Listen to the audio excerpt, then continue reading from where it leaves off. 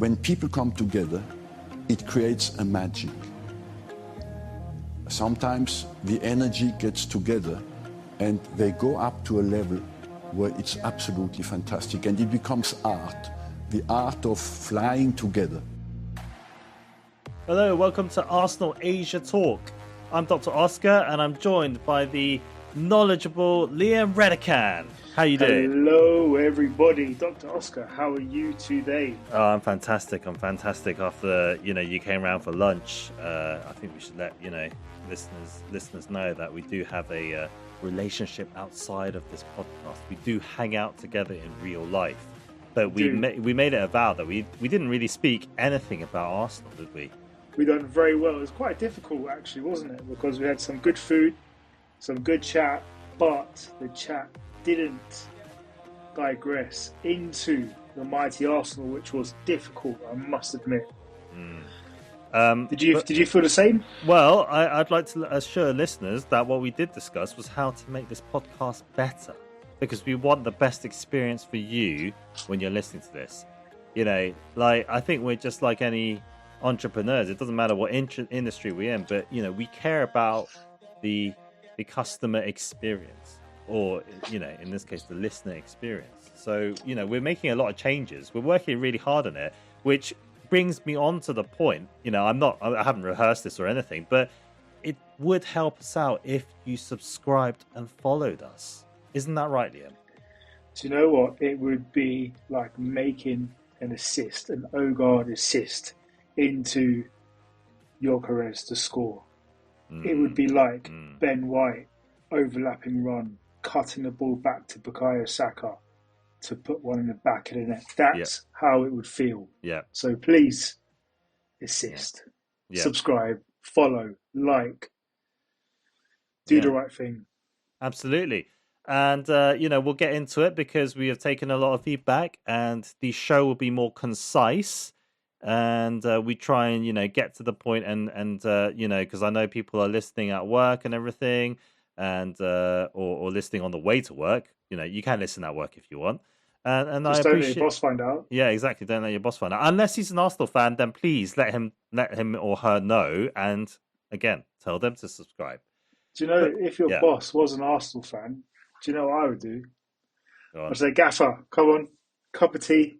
Let's listen to what these two have to say for themselves and just get your boss involved. It's not, it's being friendly. People need to be friendly. Yeah, I mean, to be honest, I don't see a problem talking about football at work. I mean, one of my old bosses, he was a Man United fan. And I think I spoke about this with you, Liam, before, is when Sanchez scored against Man United when he smashed it in from outside the box. Can you remember? I can't remember. Was it a volley? I can't remember if it was a volley. I just remember him hitting it really sweetly. It was outside of the box. Yeah. So it was quite central actually, but he put a swerve on it outside of the foot. De Gea, he got beaten in the middle of the goal. Good, great finish though. Got me off my seat. Yeah. Exactly. Yeah. Hey, I can trump you on that one for a quick side note story. Yeah. Super quick. Go on. One of my previous bosses was a massive gooner, right? Right. And we used to work in retail, so we would be on the shop floor on a Saturday and Sunday. Blue ink for the English British listeners out there. Basically, he would work every Saturday that Arsenal weren't playing. So if Arsenal played on a Sunday, he'd run the shop on a Saturday and let his assistant manager have that Saturday off. Right. But if Arsenal played on a Sunday, he'd be off on a Sunday and his assistant manager would be working on the Sunday so he could go to the game. Proper, commitment. He had it down to a T. Yeah, and everyone was happy with that because they got Saturdays and Sundays off. But it all depended on the fixture list. Did it make people become Arsenal fans, or it didn't really have much of an impact? No, because in London there's a lot of United fans and Liverpool fans. Yeah, unfortunately, there's a lot of United fans, which we will talk about later. But let's get on to the game. So let's recap everybody in case you have forgotten or you didn't watch the game or listen to the game. It was a comfortable 2-0. At least I thought it was comfortable. Well, that's what we'll be talking about. So it was a fantastic goal by Rice which was really created by a few people, including Eze, who shot, and then it kind of had a bit of a scramble, and then Rice just smashed it in the back of the net, and then the second goal was a Saka penalty, which Timber was clearly fouled, and we will debate whether that was inside the box or outside the box. But before we do that, let's talk about the build up of the game and our feelings about the whole game in general. So the lineup, any surprises there? I thought it was a little bit unbalanced, but I can see why he chose that lineup. I think a lot of people would have chosen that lineup. It's going to take time. I mean, over the season and next season, for Odegaard and Eze to become a partnership, because brand new, kind of similar, they want the same spaces, and it looked a touch unbalanced, if I'm being honest with you. And that's not being critical. First time they've kind of played together in a central role, right? So it's understandable. We missed Zubimendi. When Zubimendi came on, when Super Zubi came on, like, everything was chill. For sure. He's really the conductor. He's the conductor. There's no messing around with him. Do you know what? Raya, Gabs or Saliba, and then Zubimendi, first names on the team sheet without question of a doubt. I mean, I think you said it there. The double, can you call it a double pivot attacking eights like Odegaard? And I don't know what you call that kind of thing when you've got two attacking eights, because Eze seems to be playing more of an 8 position as opposed to a 10 position. I don't know, like, you can get some insight onto that. I do agree. I'm not sure if it was so fluid. They're clearly quite different players, and I wouldn't say they weren't getting in each other's way, but the attacking flow was I don't want to say it was bad. You could also argue it was unpredictable. Yeah, and that's good, right? If the attacking flow is unpredictable, that causes problems for the opposition, because you can't plan for a team being unpredictable. Exactly. What I will say is, though, I'd like to know your thoughts on this. One of the reasons why I felt it was a touch disjointed, no, that's the wrong word. It wasn't disjointed. Why it was unbalanced, to say, is because we actually missed Rice in that slightly forward position, in that central midfield 8 position, right? Because his runs, and he's very direct, from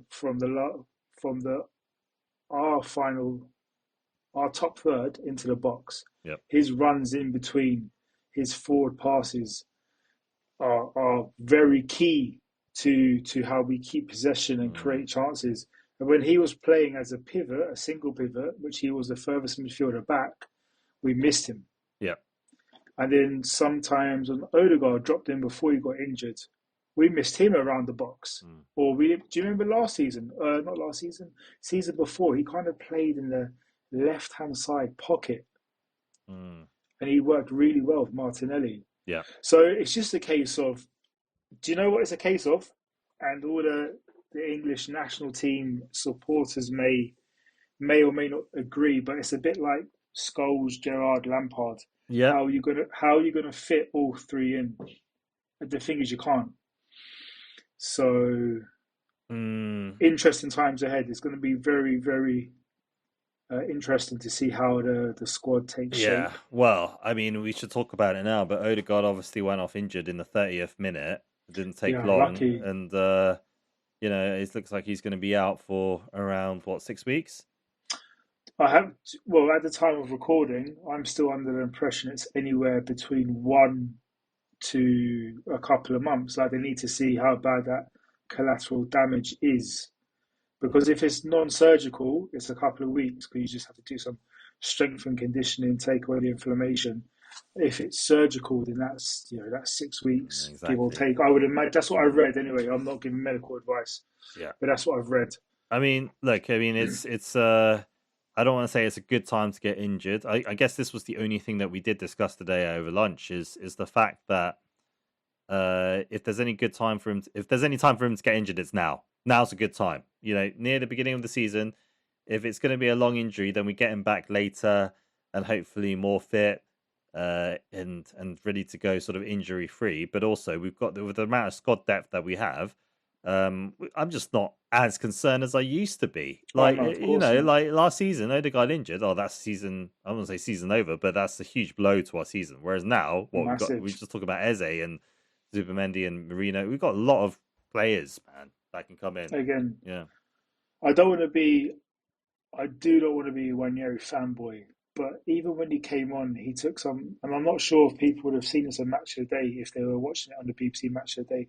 Some of his half turns, and he was driving forward, trying to get on the ball into space. It looked good. So, like you said there, just to echo that point, with Eze, he can play central now. There's more of a balance. So, yeah, if it was last season or the season before, everyone would be absolutely crying into their morning cereal, wouldn't they? Yeah.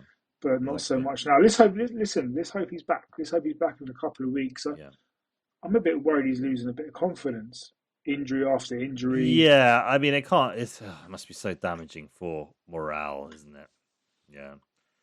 Yeah, I do want to talk about the game in general and the feelings towards it, because I'll just be upfront. I don't think West Ham showed up at all, and they were very poor. We dominated. Really? Yeah, I thought we dominated. I'm just that's how I felt during watching it, and I'm just looking at the stats, and the stats are just summing it up. So I'm just going to quote this from a trusted source here, or BBC. XG 2.73 for Arsenal and 0.49 for West Ham. We had 21 shots and they had 4 shots. It's a pretty dominating performance, I thought, and certainly when I was watching it, I thought, oh, West Ham, they're pretty rubbish. And no, I don't mean to sound really disrespectful, but I just don't think they really tried, and that might be a combination of they not turning up, but also we made them like that. So what's your view on that? Actually, I don't disagree with you, to be honest with you. But what I will say is that I felt they looked more organised compared to the previous games under Potter. Oh, okay. Like I felt their back lines.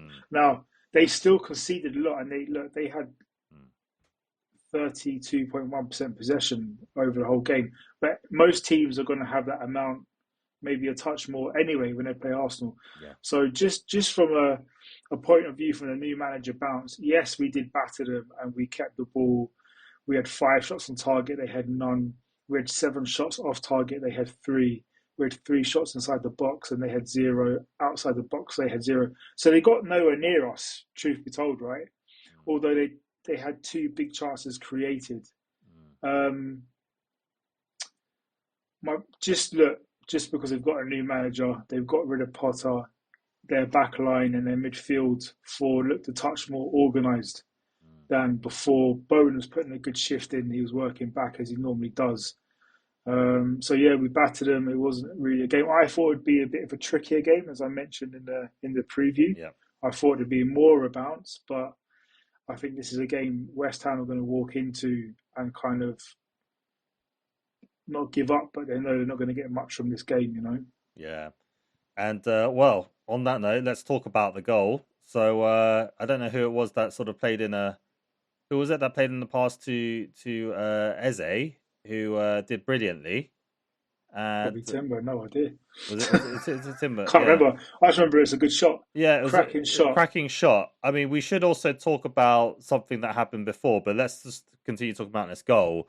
Obviously, it rebounds and gets a bit. I think Gyökeres tries to do a kind of honorary back heel or one of those kind of side foots, but doesn't quite pull off, does it? And then bounces around, and then Rice just smashes it in. To be honest with you, from what I remember from the goal, Eze's hit a cross shot across the keeper. Keeper's got a big hand on it. It's gone past Gyökeres. So Gyökeres has engaged one of the centre-backs, Mavropanos, I think it was. So the balls came out towards the penalty spot, and Rice has hit a first-time finish crisply into the roof of the net. Yeah. So the second phase of play from the goalkeeper's save completely missed the 2 centre-backs and Gyökeres, and it just came out to Rice, who was basically alone in the box, and their keeper was going mad. because you can't leave anyone alone in your box, right? You've got to protect the boxes. Of course, absolutely not. And prior to that, Eze had a chance that completely missed when he was alone in the box. So there were warning signs not to leave people sort of in the box. You know which Eze miss I'm talking about? Yeah. Put it over the bar playing rugby, weren't he? Right. So I do want to talk about this. Where does that rank? First question coming up. In all of the Arsenal team's misses, where do you think that ranks for you? I mean, it's a bad miss. It happens, though. It happens. The ball comes at you. Yeah. If you hit it low, you might hit a player. It might deflect away, not into the goal. It might deflect into the goal. Yeah. So he's tried to put a roof in the net. He's got too much on it. Yeah, these things happen. I wouldn't even worry about that too much. I mean, it's a bad miss, sort of 7 yards out. You just want to put your foot through it, don't you? And break it and rip the back of the net. But next time he'll probably finish it. So yeah, I mean, I'm for sure. I'm gutted more for him because I want him to get more on the score sheet, get his confidence. Yeah, I want to get his confidence back. But I'm glad to see Trossard giving me a little bit of a hug. Yeah, definitely. Do you know what? That's a shout. It's a shout. 100%. It is absolutely a shout. Just say, don't worry about it, mate. Yeah, let's just you'll score next time. I like that attitude. In even 7s or 11s, when we're playing or all around the world, someone's giving you evils. If you miss that, someone's winding you up or giving you evils. Yeah. You can't miss those, but unfortunately, he did. Yeah, I mean, as soon as I saw that miss, I started getting flashbacks of certain misses, and there's two. My first flashback was Riziki in a Champions League qualifier game. I think it might have been to like a team like Hamburg or something like that, where Riziki was just right in front of an open goal and somehow managed to pass it to the keeper when it was actually harder to pass it to the keeper. Again, you have to YouTube that. And the second one would have to be when Ljungberg just skied it in the F Cup final in 2005, I think it was. You remember those ones? Or not really? Do you know what? I don't. Yeah. To be honest with you. What I will say is, though, Danny Welbeck would have missed it. Yeah. And your boy Kai Havertz would have missed it. Yeah. I'm sure of it. Yeah. Kai Havertz would have put it wide, right? He wouldn't have gone over the bar. He would have gone left of the post, right? Yeah. And who else did I say? Oh, Danny Welbeck. He would have just missed the ball completely. Yeah. So I think that's a good middle ground. At least Eze got his foot on the ball. Yeah. No. Fair point. Also, I guess you can't. I guess you don't remember Ljungberg's one because we eventually won that game anyway. So on penalties.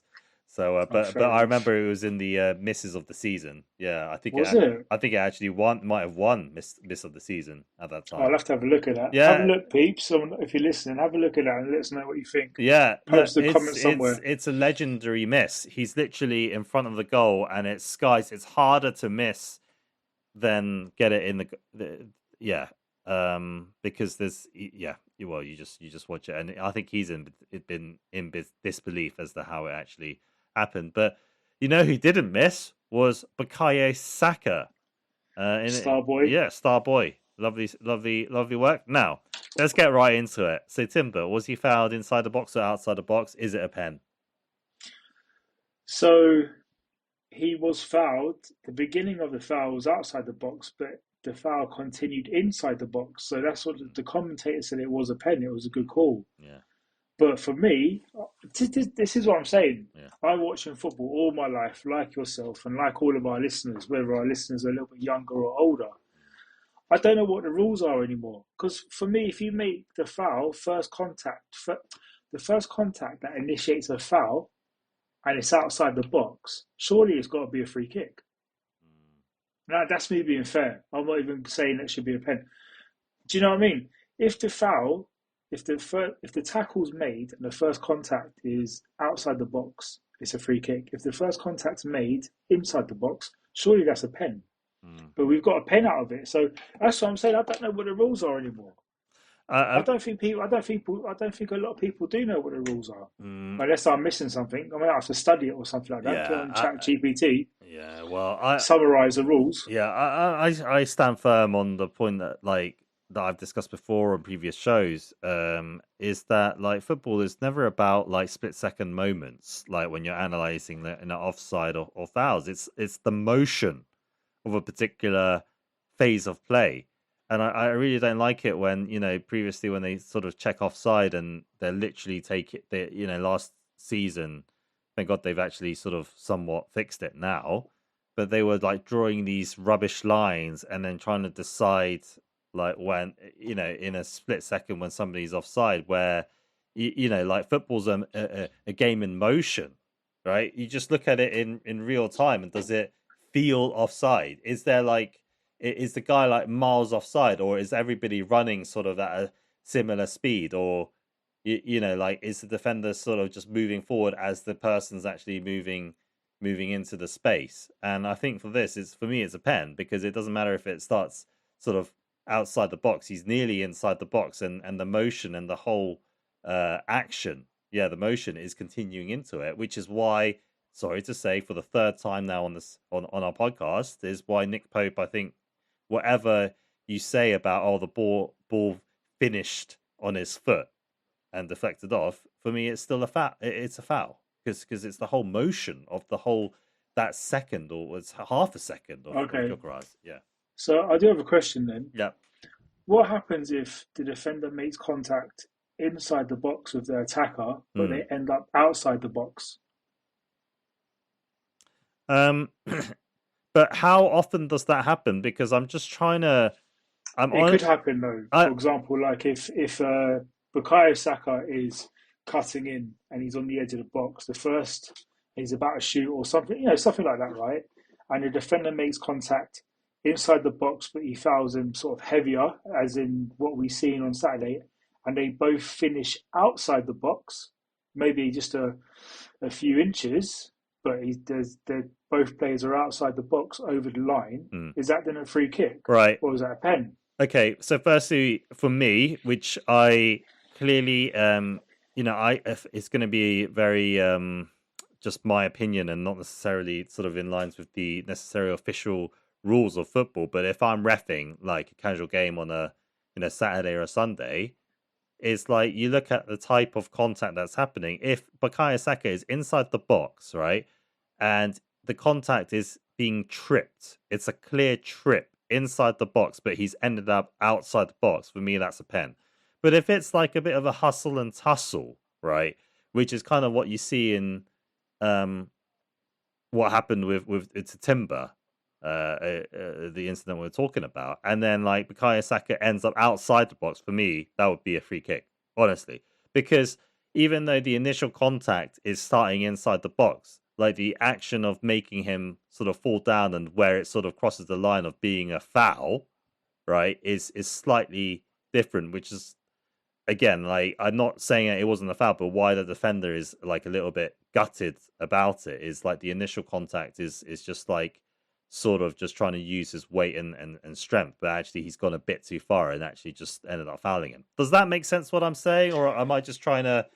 No, at least that's fair. At least that's fair. At least you've said you'd give a free kick. Because I don't know, again, maybe I've completely misunderstood and misread the understanding of when a foul or a free kick or a pen is given. Because I was always under the impression it's first contact. You're probably right. You're probably right. In centre mid, if you play centre mid on the wing, if you get taken out, immediately the referee would blow and say free kick bring that free kick back 2 paces and take the free kick from there. That's where the foul was made. Yeah. You see, that's what I'm saying. Yeah, but there's many times when you sort of see in centre mid when there's a bit of a hustle and tussle, and then you can see the ref is just watching, and then he blows the whistle when it's gone a bit too far, if that makes sense. It's like the beginnings of a foul, but sometimes you sort of see the player that is sort of being fouled, he sort of gets out of it, and then they just carry on playing. And so, I hear you. Yeah. I definitely don't disagree. I get what you're saying. Yeah. I just think the referees and the laws of the game have become so muddy. Like, it's generally difficult to know. I'm not saying in this instance, but I'm saying in general, right? Is your arm in a natural position, unnatural position? Phase of play fouls and stuff like that. I think old school refereeing might have been the way forward, or the referees need to learn how to use VAR at the pitch side. Yeah, I think that it's when you've got VAR and people are trying to make rules more black and white. If anything, it's actually getting more confusing. Yeah, and it's something that I'd love your opinion on this, because as a winger, I feel extremely strong about this. Or I did feel quite strong about it. Well, I still do, especially last season and 2 seasons ago, when they're drawing the offside lines and then they're using your shoulder. Let's say if you're a winger and you're leaning forward, they're using your shoulder as the most attacking position. But when you're a winger and you're sprinting, you're going to be leaning forward, and I have always found it a little bit unfair that they're not using your feet as the actual reference line, just the player's feet. I find that really annoying. Do you know? I think the whole line thing is a bit of a mess, because they're like, some people were offside if their fingernail was in an offside position. They were like, it's offside. How? It's not going to make a difference to your body weight. Yeah. But listen, people get paid for that, so hopefully they can sort themselves out, because it gives us something to talk about. So happy days. But were there any decisions that you were sort of unhappy with when we were talking about handball? In this West Ham game. No, like you said, the game was a possession game. Yeah. There wasn't anything to write home about, I don't think. Yeah, I thought the ref was pretty fair, and there weren't any bad decisions. I think there was some questions of handball in some of the incidents, but I actually did not, think anything of those handballs. So no, I think that handball one you're on about, the ball just popped up. You could have done nothing about it. Right? Exactly. Well, okay, so we've covered that game, and I think now is a good time to take a quick break, where I'll just like to emphasize again: if you like what we're doing, please subscribe, comment as well if you've got the energy to do that, because we appreciate engagement and we'd like to speak to you and maybe perhaps get you on as a guest if we think that you're talking a lot of sense. If you think that at the same time you think we're not talking sense and you want to give us a mouthful, then let us know as well. Send us a voice message, right? And we'll consider playing it on our next few shows. Right? Is that right, Liam? Yeah. Yeah, let's do it. Or drop us some feedback on Instagram. Yeah. On the gram. Exactly. Yes, no. Yeah. And on that note, we would like to also give a quick mention to our sponsors, IA Global Education, who are excellent consultants, education consultants, at getting your kids into top universities all around the world. And if you're sort of at a loss as to how you're going to get into universities, you're not sure about what grades you need, if you can get the grades or anything, then speak to Rocco, and you can always find certain solutions to get you into these top universities. Right. I've got a question about that. Yeah, go on. Could we send Howard Webb to Rocco, and could Rocco hook up Howard Webb with like a chance to go back to school? Because he's really annoyed me with that pen. So we shouldn't go on. Yeah. Let's move on with life. Yeah. He's definitely Rocco definitely could get Howard Webb into a top university, but I'm just wondering, are the top universities got courses like refereeing studies or whatever? Is that a thing? I think logic would be a thing. Like, put them in a maths course, just get the whole logic vibe moving, or like communication. I'm sure there'll be a university. It's a good shout. It's a good shout, Liam. Howard Webb. Yep, it's a good shout, Liam. So, Howard Webb, if you're listening, then firstly, I would ask you to subscribe. That's step one.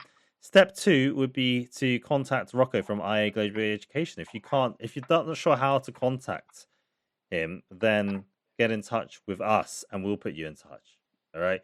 And, we'd love to also have you on the show as well, Howard, to just ask you a few questions as well. I'm sure. Anytime, get HW on. If Howard Webb is not listening, if somebody listening knows Howard Webb, can you forward this message to them? Thank you. And it'll be a very polite conversation because he's an ex-copper, I think. So let's not mess around. I just on that note is you know how it is when people give it the large, and then like when these people come on, it's definitely it turns all polite. And I think a typical example was when Gary Neville first went on AFTV. And I think like a lot of people were giving it large, saying that they're going to give Gary Neville a hard time. And when he finally came on, actually, it was a very sophisticated conversation between like the staff, the people of AFTV, not just Robbie, but I think his usual guests that he has on, and it was like a really civil conversation, despite this. Yeah. That. So again, you can check that out as well. But let's go on to part 2 for a bit more fun. And second half. Here we go. Yeah, fantasy football. Right. I've got a few things to say about it, but why don't you go ahead? I think you did quite well in fantasy football this week, didn't you? I did, but I'm annoyed. Oh, you're still annoyed. Go on. I am, and I'll tell you why, because I think you'll be annoyed too. And I think a lot of other people will be annoyed. And I think everyone who's annoyed should join me in complaining to the Fantasy Premier League app, website, people, developers, I don't care who, you should say sorry. Yes. And why should you say sorry? Because prior to yesterday's game weekend, Jack Grealish, his name was in red. So therefore, I thought, he might be injured. Because it said that the due back date was the 18th of October. Yeah, this month, right? So I've taken him out. But his name's only red because he can't play against Man City, which is the next game week. So I've lost about 7 points. Thanks. Me too. I took him out. So we had this discussion last week because you said Grealish probably won't be performing, and I was quite right in the way that as soon as he was doing well, I put him in, and as soon as I put him in, he was doing rubbish, and then I take him out, and then he scores a goal. It's to be fair, I don't know about you. Even if he didn't have that injury warning thingy, I probably would have still taken him out, to be honest. So yeah, I wouldn't have done. Yeah. To honestly speaking, because he is going to be the kingpin of that Everton team. He's going to keep them ticking. Look, he's going to go like every forward player or every defensive player. They're going to have a couple of games where they just don't get the rub of the green and stuff. Yeah. So go on. No, sorry, just to to add to my point, why did they put his name in red before this game weekend when he was about to play? Yeah. It was very misleading because it did say ineligible for his parent club, and I was like, but his parent club isn't Crystal Palace. So unless there was something that I missed where Crystal Palace signed him and immediately loaned him out to Everton, and I was just like, well, I don't have the patience to research that because I'm doing more important things like editing this podcast and making clips and making it streamlined for you guys listeners. So I was like, I'm not going to look that up. I'm just going to take him out. Yeah. Also, everyone who's playing fantasy has a life as well as playing fantasy. So why are you tricking us? Like, I'm not going to click on every player and check they're okay, then email their club and say, do you know what, Boise, can you make sure you play Grealish because I'm on a good run here? The Premier League should make it easier. That's the whole point of the app, right? To make it clean, crisp, and concise, not give misleading information. Yeah. I do have a reason why I needed to take Grealish out is because I needed to make way for funds to bring in the wonderful Salah of Liverpool, obviously. Mo Salah. Yeah. So this is, I think, is my turn, and I do want to be somewhat smug about this. So obviously, it is kind of painful that I'm doing so awful in fantasy football. Like, it's laughable. I'm getting less than 20 points a week now. And obviously, last week before this. This game, and in our preview podcast, I did mention that we had the Mamasha Veli or whatever his name is, the second Liverpool keeper, and I've captained Virgil van Dijk and I vice captained Salah, and clearly Salah had an awful game, right? I don't think anybody can really deny that he just was not on form. He's trying to shoot and his shooting was just going wayward, and I think that like my efforts are not appreciated here because the first goal, Caicedo scored for Chelsea against Liverpool came about as a mix-up from Van Dijk and the goalkeeper. Did you see it? I didn't see the mix-up, but I seen the goal. Right. Okay, so it was a mix-up when the goalkeeper tried to sort of pass it to Van Dijk in a kind of chip it over a player or something like that, and then Van Dijk couldn't control it. It was to be fair, it was a very difficult ball to control. And then it went out for a throw-in to Chelsea, and then they did a few like nice triangles, and then Caicedo's in space. So again, look, I just feel like my work is not necessarily appreciated here. And we had this chat before the game, and there's that, and then also I took out Saka and he obviously scored. I didn't take out Eze. If I took out Eze, probably Eze wouldn't have done that miss either. So, there's a lot of stuff happened in fantasy football this week. Well, I think it's important to say your work is valued. Your sacrifices are being noted. How many points did you get this week?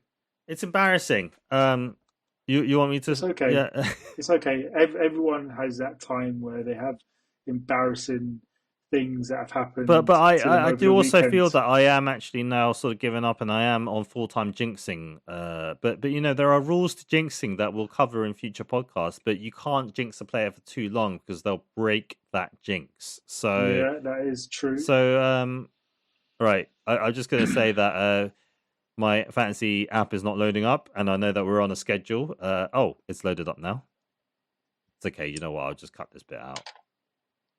Oh, actually, somehow I've got 50 points this week. So there you go. Don't doubt yourself. Do you know why I got? Oh, this is brilliant. Do you know why I got 50 points? It's because Cucurella assisted, but also Guardiola kept a clean sheet, and also I think he's assisted. Yeah, he assisted, and he got bonus points. He got man of the match. So that's 12 points there. So if that's a good return. It is. Maybe he should subscribe. Yeah. And listen to Arsenal Asia Talk. Yeah. The best podcast. Yeah. Of Arsenal content in Asia. To be fair, Guardiola is one of the players that I don't dislike. I would actually love to have him in our team, to be honest. Yeah. He gets a goal as well. Yeah. I got 74 points this week. Oh, brilliant. Not too bad, but again, like Xhaka and Elanga, they got 3 points each. If I had Grealish in, he got 10. So Premier League owes me. Yeah. All right. Well, I think we should talk about the next topic, which is obviously Liverpool's disaster, the 2-1. Now, I was getting ready to go to bed, right? And then I sort of thought, well, I might as well just sort of check the score before I go to bed. And, you never know. Miracle's going to happen. And it was already 1-0, right? So I was like, well, I can't go to bed now. I need to watch the game. So I actually had to get out of bed and I watched it. And I stayed up to like 1:30. Yeah, I stayed up to 1:30 because like I got hooked on it. And, well, I'm glad I did because it was a pretty exciting game, and Chelsea were destroying them in the last part of the second half. I guess you didn't watch the whole game then. No, I just watched the highlights. Yeah, it was a good game, but yeah, Liverpool were not on it, completely not on it. So now some articles are coming out saying, has Liverpool's luck run out? And what I find interesting again is the narrative, because nobody was talking about them being lucky on the official media basis, right, for these late goals. But we talked about it, and you mentioned before in a previous episode, you can't tell if Liverpool are just grinding out these results through skill and grit, or it's just plain lucky. And I was more on the stance of it being lucky. So I'm going to ask you again, what do you think it is? Do you think that the luck has run out? Possibly. Yeah. Do you know what? You've got to give them respect. They've still got a top quality squad. They've got new players. They're not soft, right? They know how to win games, and they have been winning games. Admittedly, last minute wins at more the start of the season, really. Let's see, because the next game they're at Anfield and they're against Man United. Now, I think, and this is quite incredible to say, right? That game is a nailed-on win for Liverpool, right? No one would ever say that in our lifetimes of saying United are going to get a hammering. But can Man United pull off a miracle and get a win at Liverpool? I don't think so, to be honest with you. I think Liverpool will get the win, but the next game will kind of tell us a lot about their mindset and what's going on at the club, how they're feeling, because they seem very. Is lucky the right word? I'm not sure. They just seem a little bit out of gas because they're just scraping wins, aren't they? Yeah, exactly. I think they'll comfortably beat Man United in every aspect. To quote Rocco, you'd think so. Yeah, you'd think so. Well, to quote Rocco, when he was trying to predict how Liverpool were gonna play against Arsenal, and he said that Liverpool were gonna dominate us. I think for the Man United game, Liverpool will dominate from the get go. Will destroy Man United. Like I'm telling you, I'm calling it now. It could be a 5-0 margin. Like I'm telling you, it could be one of those games. And on that note, Amarin will be gone on the Monday after. So I think we're still saying the 20th. I'm still saying the 20th. He's gone. Yeah, I think you're going to be a lot closer. Do you know? Here's the interesting thing about Man United: if Amarin gets a result, he stays on. If he doesn't get a result, are we going to be surprised if he doesn't get the boot? Yes. Yeah. I'm firm that he's going to be on the 20th. It's going to be announced on the 20th. Unless some people might think that he'd be announced. Sometimes they announce it before or during match of the day, and then as they're recording, and then they kind of make the announcement on match of the day. That might happen, but I think it's more likely it's going to be on the 20th. I think that he's got a lot of time to prepare for this game, and I reckon he might have even got a warning already from the boards just telling him. He's saying, look, you got to perform against Liverpool. If you don't perform against Liverpool, I'm sorry, there's not much we can do to help you here.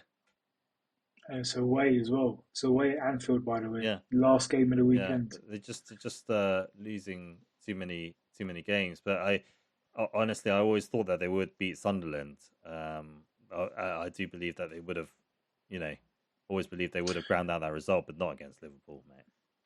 Sunderland had a few chances, didn't they? Yeah. If that, they could have got a couple of early goals from what I've seen. Yeah.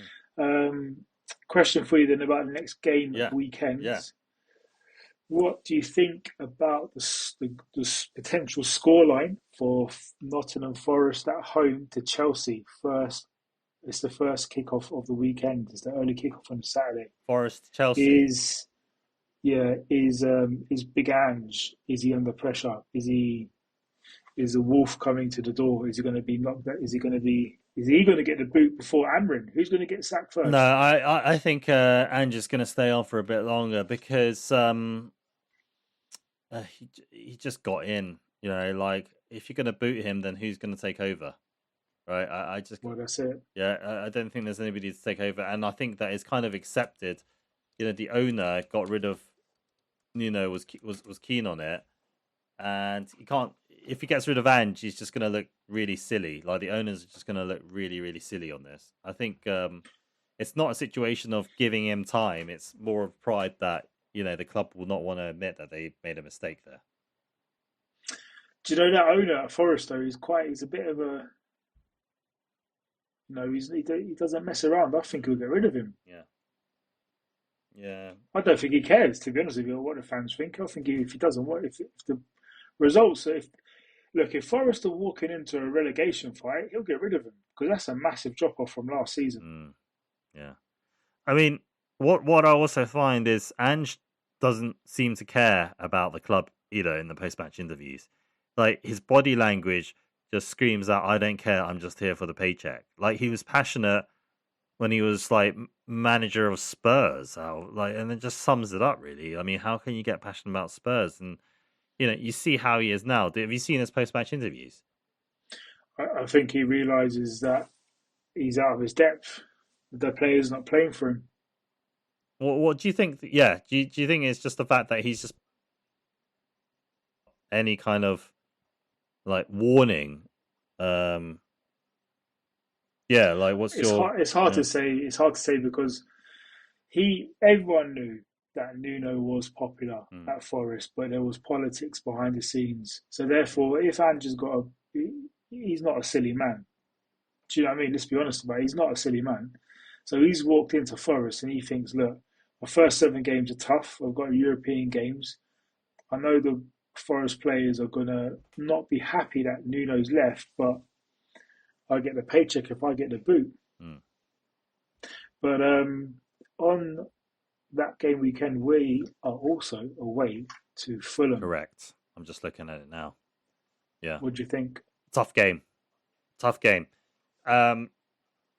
forgive me for being negative Nancy here. This is a game that I would not be too gutted if we lost. All right, I've got my psychological barrier up here, and I would, we talked about it last game, like how many games do we need to win in the next 5 fixtures, and I said I'm happy with 1 loss and 4 wins. Right, I'm okay with losing against Fulham on this match. Yeah, it's just that's interesting. Yeah. I'll tell you another thing, Liam. Right, I've got to get this off. Is that like I'm traumatized because I've been to Craven Cottage. Right, it's a fantastic ground. The atmosphere is immense. The Fulham fans, I've got to give you guys credit. Right, you're probably not listening to an Arsenal podcast, to be fair. Right, but it might be. Yeah, I'm still going to put it on a short and roll it out on social media. But the Fulham fans are so passionate and loud, right? And I remember watching it on a weekday, right, after lectures when I was studying at King's College London. Yeah, I went with a mate who's a Chelsea fan, out of all things, right?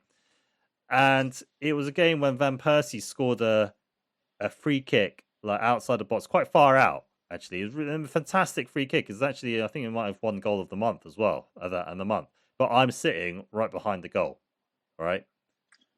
For that, and I think that in some angles of Match of the Day, like if you like YouTube tends to not be very high def, but if you can get high def, you can actually see me. This Chinese kid with glasses and wearing all black, wearing this coat. Now, why am I saying this? Is that the fans managed to? I can't remember who scored first, but the point is we ended up losing in 2-1. So I'm very aware of how the crowd is and how they can really drum up support for the team and how the energy of the players are. It just does not surprise me that we have actually lost against Fulham quite often, and they tend to beat quite a lot of top teams, whether it's Chelsea or Man United when at Craven Cottage, because their fans and the atmosphere. Well, I've never been to Anfield, but I imagine that it's kind of like that kind of fortress.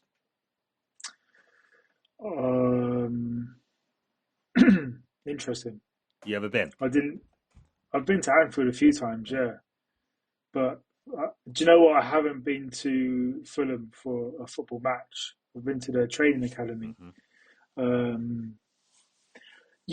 I think we beat Fulham. Okay. I think we beat Fulham by 2 clear goals. Yeah. Won't be easy.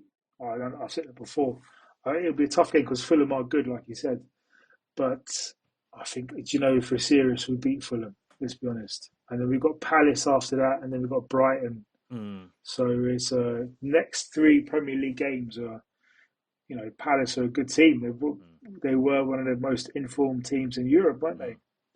So yeah, it's a tough run of fixtures coming up. For me, this could be. I'm going to have to say 3 predictions and be a bit cheap here, but it's either going to be 1-0 to Arsenal, 1-0 to Fulham, or it's going to be 0-0. I just think it's going to be one of those games. It's 5:30, and you know how I hate these late kickoffs. It's going to roll in, it's going to be dark, and it's just going to remind me of that evening when, even though Van Persie scored an amazing free kick, we still won. We still lost 2-1. It's strange. Usually, you're the one that's super positive, and I'm a bit more reserved. Yeah, I think we beat them. All right. Well, you know how it is. I'm going to have to sub in some for them players, so I need to, look at their team. Yeah, you do your thing because you are contributing. You are going to get a winner's medal if we win. If we win, I'm not saying we are. If we win. Well, so I think we. I'll buy you a medal. I've got a good contact over there for medals. How much did they go for? I mean, are you serious? Can you? No, I said I'll get you a medal on Taobao. Yeah. Oh, right. Okay. Oh, right. Okay. Yeah. I thought you were going to say like an official. Not Arsenal. A real one. No, I know, but I thought you meant like an Arsenal replica. Like an official. They do sort of these replica ones that are still expensive. You know what I mean? Do you know what? If we win the league, I'll find you an Arsenal. Well, I'm just about to say that they're very expensive, so I don't think you need to do that. Yeah. I won't pay that much for it. Well, okay. I mean, firstly, I need to find out who I need to sub in. So perhaps I should sort of mention this now before people think that I'm, just sort of doing these podcasts. After after the games happen. I know who you need to sub in. Yeah, go on. I'm going to tell you now. Yeah. You need to sub in Alex Iwobi. He's a bit of a cheeky player, him. He's done very well since he's been at Fulham.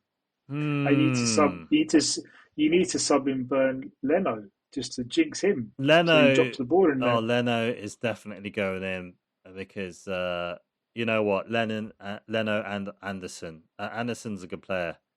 But do you know Fulham have got a player at the minute, a young lad called Joshua King. Okay. He's very good. He's up front. I'm just looking at the team now, but you know what it's going to be? It's going to be Leno, Anderson, and Sessegnon. Okay, I think it's going to have to be those three players. I think you got to go King. You think? I don't know, man. The jinxing has worked for me so far. Something's telling me about Sessegnon. Yeah. All right, fair enough. You, I'll let you take lead on that. You know the game. Yeah, so. I'm also very curious. I know the game. I know the rules of jinxing, as though it's like I've been on some course. Yeah, I went on a 6-month course on how to jinx players on fantasy football. Yeah, it's a they looked at statistical analysis on certain people and blah blah blah. You know what's going to be interesting is Sessegnon listed as a midfielder or a defender on Fantasy Premier League? Yeah. I think that's a shout. Which one? Yeah, that will also influence my decision, but something is telling me Sessegnon needs to get in there. All right, so ex-Tottenham. So yeah, you're probably right. Yeah, that's what something's telling me. I need to put him in. Something's like, don't make this mistake. Something there's a voice saying, not do this, otherwise he's going to score 2 goals against us. Yeah, something like that. Let's see. Yeah. All right. Okay. Well, I think it's been a very good, concise podcast. Like I said, we have been listening to your feedback, and we do appreciate that. You listen on the way to work and then on the way back, and you want to get to the end of the podcast. Otherwise, it just feels disappointing. You want to finish, right? You want to finish. You don't want to do Game of Thrones and not finish, or Lost and not finish. You want to finish. Yeah. Well, it's many aspects. I mean, you don't want to be like how Mo Salah was over the weekend. You just can't seem to finish. Not finish, and then what happens? It's just like Eze. Yeah, exactly. Unfortunately, yeah. So be sort of 6 minutes out and not finish. Yeah. You've got to finish that. So we will see you very soon. I think it is the international break now, so we will probably still keep you updated with news on Arsenal players performing, whether it's the England game. Do you know anything about the international break, Liam? Because I don't. I know it's gonna drag, and it needs to be over quickly so we can get back to the Prem. But as usual, I think a good few players to look out for would be Gyökeres, see how he gets on this break compared to the last break, because he didn't score. I don't think he scored last one, and we need him to get a couple of goals so he comes back to Fulham hitting the ground running. And also keep an eye out for Odegaard, his injury news. So there's a lot going on. Yeah, a lot going on. 2 weeks is a long time, is what I'm going to say. This is going to feel like a lifetime, especially after we are now top of the league. And don't get me wrong, I like being top of the week for 2 weeks. But let's just not leave it too long. We need to keep that momentum. So. Definitely. We will. So who are England playing as well? Like, we look this up. Let's have a look. Okay, Wales. Well, hang on. That's a friendly. And then we've got to qualify against Latvia. Great. All right, so actually it's this Thursday. We've got a friendly against Wales, which I'll watch it because it's football, but